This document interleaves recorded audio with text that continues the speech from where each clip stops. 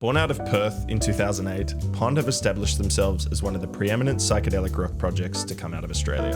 Fronted by Nick Allbrook, the band have just released their 11th studio album, Terrestrials, a pub rock-oriented departure from the psychedelic bombast of their earlier work. I sat down with Nick in Sydney to chat about the message of the album and their East Coast Australian dream.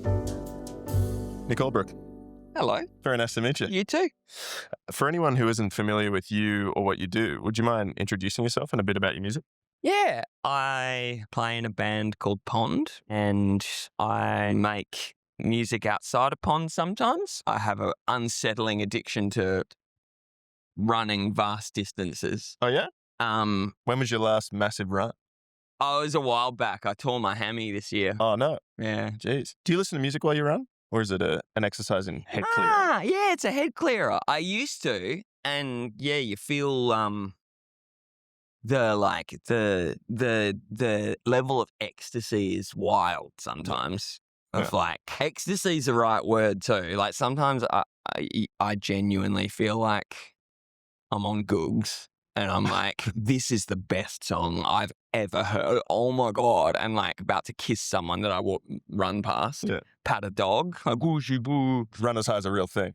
Yeah, and I never realized it was like so high. Okay. I'm being a real dickhead as well. Yeah. Well, congrats on Terrestrials. Thank you. Cheers. Tell me about the concept of the record and sort of where you guys got that title from. Where did I get it from? Oh my God, I remember. I don't think I've even told the other guys in the band about this. This is good. Exclusive. Yeah, this is a scoop.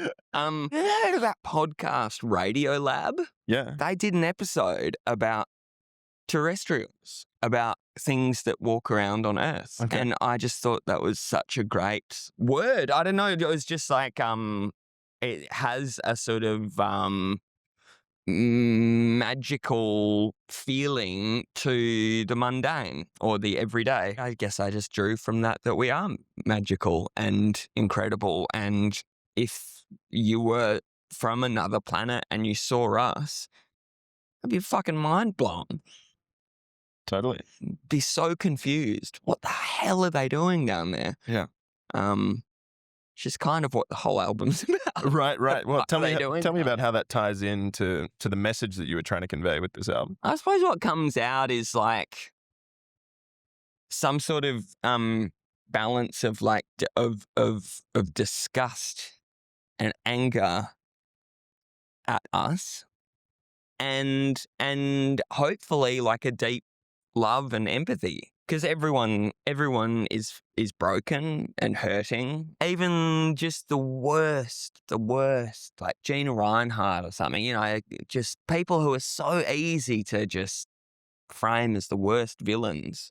And who are the worst villains? They're still damaged children who are, deserving of unconditional love. Two things can be true. Yeah.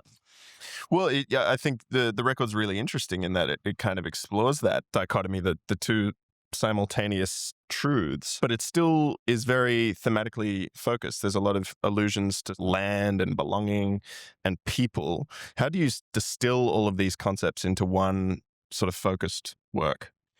Oh, I don't know. Hey, it's just like, it's hard to break down the way these things happen. You just kind of...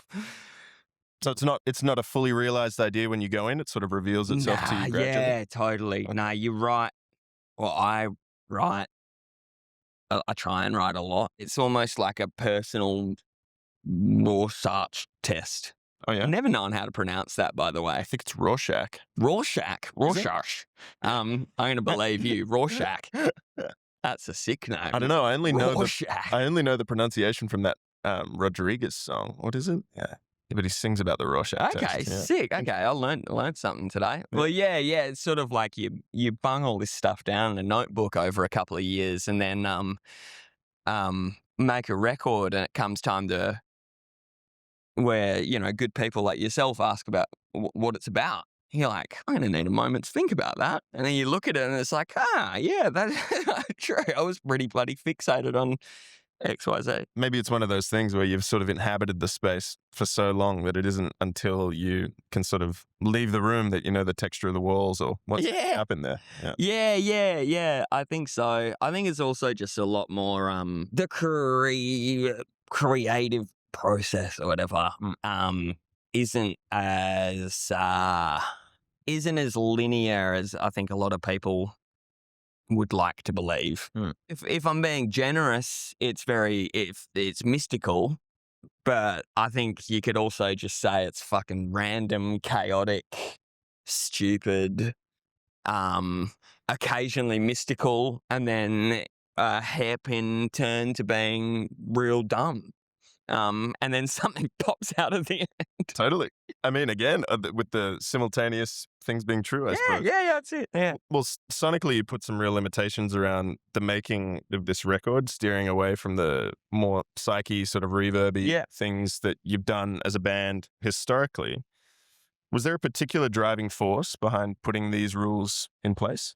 Yeah, I mean, ever since we started, touring in 18-2 with Tame Impala and stuff, I think we started really mythologizing this East Coast Australian run in a car where it's summer and there's no visas, there's no I don't know. This is so stupid. God, we talk some bullshit, but and just going down, wake up in the morning, jump in the van, get a flat white, stop at BP, get a rat coffin, go to the Barwon Heads pub, sound check, beach, pint, rock, sleep, repeat. Sure. And we were like, fuck, I can't wait to do that again. And I think we were like, next album, pub rock. So we can only do that. So the next phase of our career is just a never-ending carousel of Barwon Heads pub. Okay. So there's a symbiosis between sort of the lifestyle you're wanting to live and the sound of the record. Yeah, I think so. And then, we got carried away and added some more sort of elements to it. Yeah, I mean, well, it's some feeling, some pathos. Sure. Well, yeah, there's a very the first thing that sort of struck me about this record is how decidedly Australian it is. Did that tie into sort of your listening habits at the time? Were you listening to a lot of Australian music, or was it more feeding into this sort of aspirational, like, let's surf our way down the East Coast? Yeah, I think all of the above. Probably listening to a lot of Coloured Balls, Icehouse, Midnight Oil, Divinals. I got so obsessed. I was living in London for a while, having a pretty ratchet time. Ratchet in what way? Bad. Okay. Dirty, bad. Yeah. But sad. Some good. Yeah. I'm not going to say all bad. Some beautiful. But light and shade. Yes. But I did start listening to a lot of Australian music that was kind of always there when I was little. Like Paul Kelly and the Oils and Archie Roach, Chisel even. I finally got Chisel. Some of us are still working on that. It takes a long time. So there's that. There's, I think, the simple fact of being Australian, getting older and watching the artifice you've built around yourself drop away. I think it's a natural thing that you just care less and less about the sort of the character you try and build for yourself when you're a young person. And I reckon that's the reason you always think that your parents are so dorky. Because they've lost the artifice. They don't give a fuck. Right. And they're just like, I don't care. And if you say oh my God, haven't you ever done this? They'll likely be like, no, because they can't be bothered explaining. Don't need to be cool. You're just like, oh yeah, whatever. I think, you just probably more of our Australianness just gets revealed every record because just get more and more yourself. Yeah. Maybe. That's a beautiful thing. And I think it comes across in the music. There's something very honest about this record. Yeah, And good. I'm glad about it. Let's talk about your own taste. Yeah, righto. If you could play me any album, what would you play me? Feel free to pick 3. Oh, damn. If I could play you any album. The Love Below / Speakerbox by Outkast. Okay. What do you like about that? Oh, I think it taught me a lot. It was a pretty big revelation early on that humor, the mainstream art, and emotion can all be delivered in the same little package. And yeah, stuff like Hey Ya and the rest of the album. It's just it's very complicated. You could write a thesis on that album. Andre is such an artist, like, Yeah. particularly like listening to where he's gone now with the jazz flute stuff. Exactly. Yeah, He's clearly somebody drawing from all of these different camps in no matter what he does. Yeah, and that album, The Love Below, like, I mean, there's been so many other things, obviously, but it has so much in it. Like, there's the biggest banger of the 2000s. And there's like sleazy almost, but it's not. It's just love and sex and eroticism, and there's really funny bits. There's these spoken word things. There's like hard bars, beautiful acoustic ballad with Nora Jones. Just so much, and it's long and complex and amazing. I love that one. You got 2 others? Sure. White Light, White Heat. Sick. Is that your favorite Velvets? Yeah. No, not necessarily. It had the biggest impact on me when I was young, being like, I want to be the freak. I want to be the freak in the room. I remember sort of being like, yeah, that's me. What do you think it was in that album that sort of captured that freak spirit? I have no idea. I don't know what it is. It's ineffable. It's yeah. And that's why music's so amazing, because it's the music of the spheres. It's stuff that can't be written. But in saying that, the writing's really good. Yeah, that's true. But I don't know. I think just putting on Sister Ray in my headphones when I was like walking around uni, trying to distinguish myself from everyone around me as an individual. I think they are one of those classic bands for doing that. Certainly for me as well. Like, No, it's something revelatory about what they're saying to you. Still. Yeah. Yeah, absolutely. Have you ever heard Keyboard Fantasies by Beverly Glenn Copeland?